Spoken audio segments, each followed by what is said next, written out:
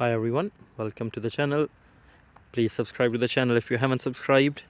And now back to the video. If you can see, I have the E39 touring out and I'm just doing a tiny bit of work, and this is basically one of those short videos, hopefully, that while I was just working and I found something while I was tracing, so I said I'll just make a quick video using my phone. So as you can see, I have the rear window popped open, and you can obviously, the first thing you're going to see is all the rust. So yes, I know and I'm aware, but this is the least of the problems, so we'll leave it at that. Now, the reason I have it open and what I'm doing is basically I was just trying to trace back what the issue was with the rear wiper not working and the rear motor basically, and the washer as well. I actually hate it when this doesn't work, especially if you have it available, so I need to use it if it's there.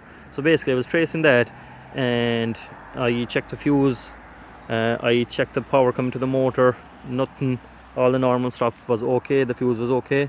Now it's fairly common that the wires on the boot lid they go bad. So, and the reason I'm making this video is as well that when I was trying to look for similar video like this, or just trying to find the location in general, I couldn't find a great video. There might be some, but I couldn't come across one easily. And also, like, I definitely got some help from some of the forums, so that's great. Now I said I'll just make a quick video showing you where the wires are basically. So once you have this open, and my switch doesn't work either, so just to show you if you're not already aware, so this is how usually it is. And I've taken the trim and the covers and all that off, so there's definitely some other videos showing you that, so I won't go into the detail. And if you have any questions, please ask me in the comments. And as you can see, this is the switch that unlocks the latch for the window itself. So I open that, and now you will have to take the plastic trims off. There's T20 Torx, I believe, 2 on each, so that's for the window itself and that's for the boot lid. So I've taken that off, and you can see the cable thing coming out, and yes, as you can see, it's pretty fucked. I know, I'm aware, but that's the least of the worries, as I said. And I just want to get it working because it's just a run around car, and obviously it was neglected and all that, but we'll sort all these things out after. So yes, I checked, there was no power coming into the switch, and it turned out that it was actually the positive and the negative was joined, so I could tell that using my multimeter. And I just traced them back. I believe they're coming through this, unless they're going to the other way, but I'm 90% positive that these are the ones. So I just started taking them apart.